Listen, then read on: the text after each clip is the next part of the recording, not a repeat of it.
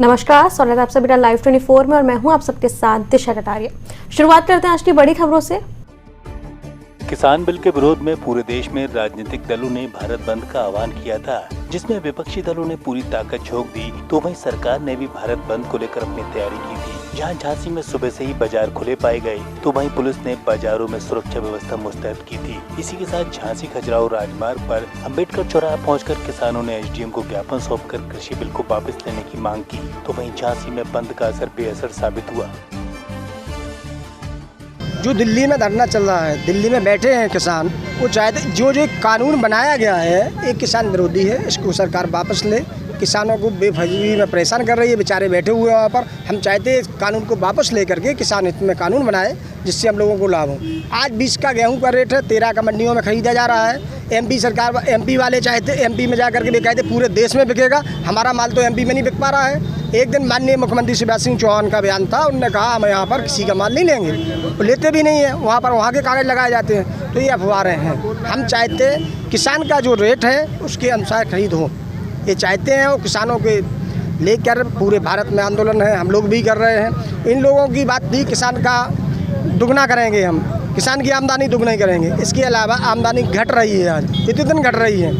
किसान के रेट बढ़ाने की जगह कम किए जा रहे हैं। 20 के रेट है, 13 के खरीदे जा रहे हैं। उदाहरण यही है। हमारे मुद्दे में सबसे पहला मुद्दा तो ये रहा कि सरकार ने जो 3 कानून बनाए हैं उनको वापस ले, और जो भी हमारी खरीद हो सरकारी समर्थन मूल्य पर, जो न्यूनतम मूल्य सरकार ने बनाया है उस पर खरीद हो। और तीसरा हमारा है, यदि कोई इससे कम में खरीद करता है तो उसे अपराध की श्रेणी में रखा जाए, उसके खिलाफ दंडात्मक। यहाँ पे सभी किसान संगठनों ने यहाँ जो ज्ञापन दिया गया है माननीय राष्ट्रपति महोदय को संबोधित करके, उसको हमारे यहाँ से जल्द उसको जिले पे और यहाँ से शासन से हम उसको भिजवा देंगे। आज झांसी जिले में किसानों का बड़ा आंदोलन देखने को मिला था, जहां पर किसानों ने चेतावनी दी थी कि पूरा भारत देश बंद रहेगा। लेकिन किसानों ने यहां पर भारी प्रदर्शन किया, अपना उप जिलाधिकारी को ज्ञापन दिया, जहां पर देखा जा रहा है कि किसानों के द्वारा कितना यहां पर समर्थन किया गया। आज हमारे साथ यहां पर एक किसान नेता है, मैं उनसे भी बात कर लेता हूँ कि कैसा रहा उनका यहाँ पर आज किसान। आप लोगों ने उप जिलाधिकारी को ज्ञापन दिया है, किन मुद्दों को लेकर आप लोगों का आज धरना प्रदर्शन रहा है यहाँ पर? हमारा जो है धरना प्रदर्शन इसलिए है कि जो किसानों के हित में नहीं है ये कानून जो बनाया है। इतने विभाग चढ़ते जा रहे हैं किसानों के ऊपर के बोझा नहीं खींच पा रहा है, इसलिए और विभाग नहीं चढ़ाए जाएं।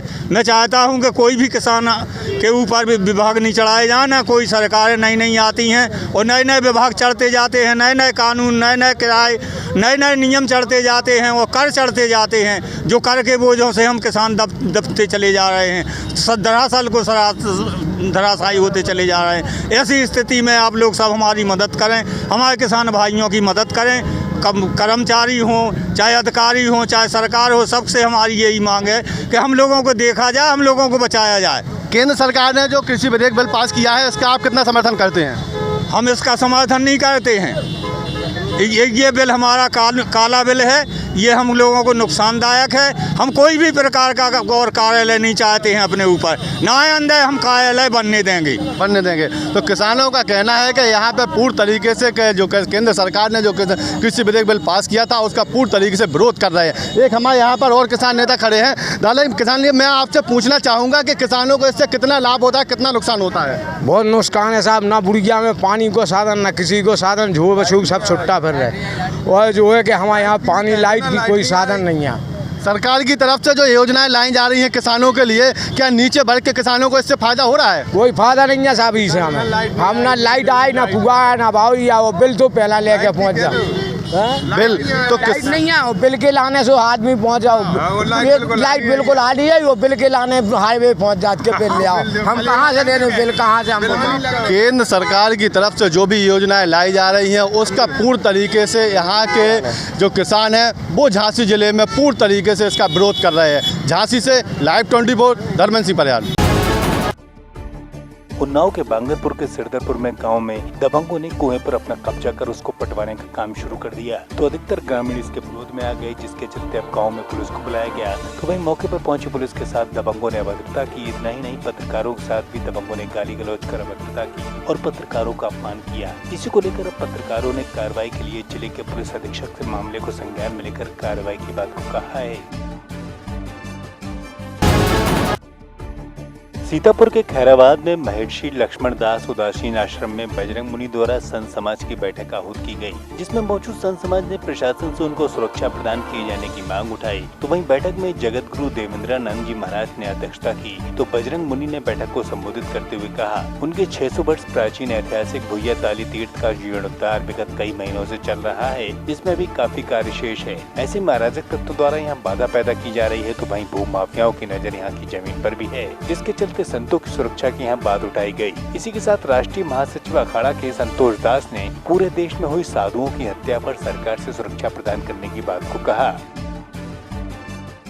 पूर्व से लेकर पश्चिम तक और हिमालय से लेकर के समुद्र तक जितने भी संत हैं, इतनी भारी ऊर्जा उनमें भरी है कि पालघर की घटना, उसके संबंधित तमाम उसके समकक्ष की घटनाओं से वह इतना व्यथित और उत्साहित हैं कि अतिशीघ्र भारत सरकार को समझ में आएगा कि साधुओं की शक्ति क्या होती है। सब एकजुट हो रहे हैं और आज सब इंटरनेट का माध्यम है और ये सोशल मीडिया है, इसके माध्यम से वो पूरी तरीके से एकजुट हो रहे हैं। हमारी सवेरे से लेकर के शाम तक 10 मीटिंगें होती हैं, कहीं केरल की, कहीं कर्नाटक की और कहीं कश्मीर की, कहीं पंजाब की। तो वो पूरी तरह एकजुटता दिखा रहे हैं और सबके अंदर ये दर्द है कि वो अतिशीघ्र इसका निदान चाहते हैं। साधु अपनी सुरक्षा की मांग करता है। साधु की संपत्ति जो ऋषियों के द्वारा संजोई गई है वो सुरक्षित होनी चाहिए, तथा साधु का अस्तित्व जो तप त्याग आदि से निर्मित किया गया है उसकी सुरक्षा होनी चाहिए और उसका स्वाभिमान खंडित नहीं होना चाहिए।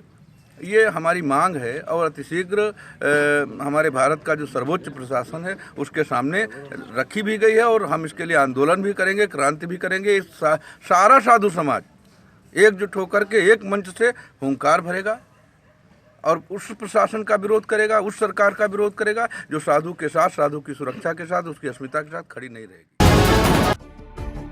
झांसी के मऊरानीपुर में परीक्षा देने आई 11वीं की छात्रा को सरेआम स्टेशन रोड पर काव्या होटल के पास टैक्सी में अराजक तत्वों द्वारा शराब पिला दी गई। उक्त स्थल के पास आसपास के लोगों को टैक्सी में अनहोनी की आशंका होने पर उस टैक्सी को घेर लिया गया। तो वहीं पुलिस को सूचना दी गई, जिस पर पुलिस ने छात्रा को गंभीर हालत में CHC में भर्ती कराया। तो साथ ही टैक्सी चालक सहित 2 अन्य लोगों को हिरासत में लिया। तो वहीं अब पूछताछ कर कार्रवाई जारी है।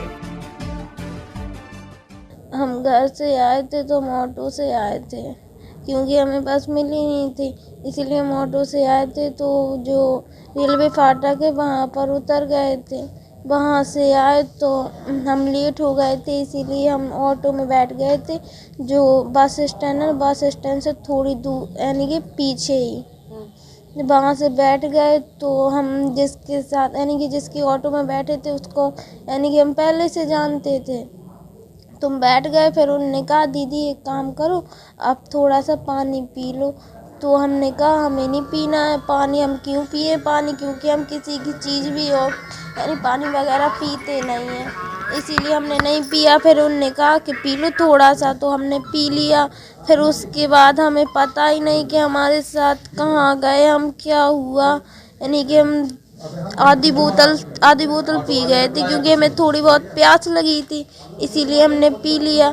तो हमें पता ही नहीं चला कि हम कहाँ गए, क्या हुआ हमारे साथ। ना ही हम पेपर देने गए, क्योंकि हम 2.5 साल से आ रहे हैं, 2.5 साल से हमारे साथ कुछ नहीं हुआ है ऐसा।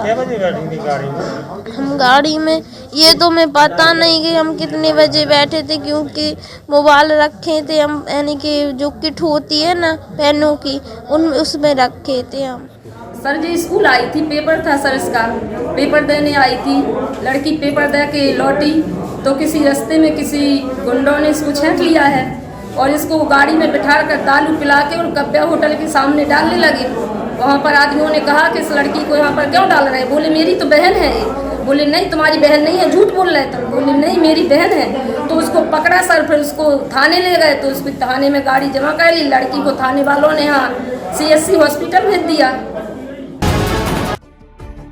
योगी सरकार ने आगामी चुनाव को लेकर अभी से कमर कस ली है, तो वहीं 2017 के चुनाव में जिन 80 सीटों पर उत्तर प्रदेश में भाजपा को हार का सामना करना पड़ा था, उन सीटों पर समीक्षा का कार्य शुरू कर दिया गया है। इसी के चलते राज्यसभा सांसद संजय सेठ ने रायबरेली पहुंचकर कार्यकर्ताओं के साथ मुलाकात की, तो आगामी चुनाव के मद्देनजर बूथ स्तर पर रणनीति तेज करने की बात को कहा। इस मौके पर किसानों द्वारा किए जा रहे विरोध प्रदर्शन पर उन्होंने विपक्षियों को घेरा, तो साथ ही सफाइयों को उत्पाती भी बताया।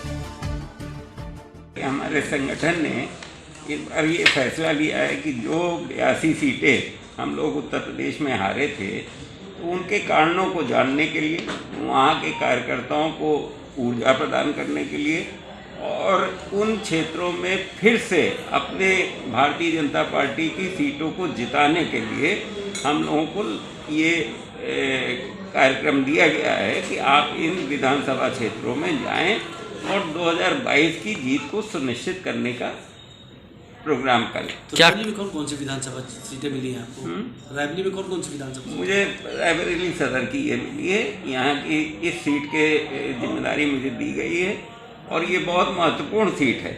यहाँ से हम लोगों को इस बार जिस तरह से एमएलसी साहब ने भी इस बार मदद हम लोगों के साथ में करके उसको अभी जो हम लोग चुनाव जीते हैं उसमें सारी आपकी और जिलाध्यक्ष जी के नेतृत्व में यहाँ से जो सीटें निकली हैं उसको देख के अब ये लगता है कि 2022 में हम लोगों की ये सीट सुनिश्चित है। पाकिस्तान की जेल से 14 साल की कैद काटकर रिहा हुआ सोनू आखिरकार अपने घर वापस लौट आया। गांव पहुंचने पर सोनू का जोरदार स्वागत हुआ, तो वहीं परिवार की खुशी का ठिकाना नहीं रहा। सोनू को अटारी बॉर्डर से भारत के सुपुर्द किया गया, तो वहीं ललितपुर रेलवे स्टेशन पर लोगों का हुजूम देखते ही बन रहा था। इतना ही नहीं, प्रदेश सरकार के राज्य मंत्री मनोहर लाल पंत के साथ कांग्रेस और सपा के नेता भी सोनू के स्वागत में स्टेशन पहुँचे थे। बता दें कि सोनू की दिमागी हालत ठीक न होने के चलते वो साधुओं के साथ वैष्णो देवी गया था, जहाँ से लंबे समय तक उसका कोई पता नहीं चला और काफी सालों की पड़ताल के बाद पता चला कि सोनू पाक जेल में है। तो अब सरकार के प्रयासों के बाद सोनू को रिहा किया गया है। मेरे साथ इस बुलेटिन में इतना ही। देश दुनिया तमाम बड़ी खबरों के लिए देखते रहे Live 24।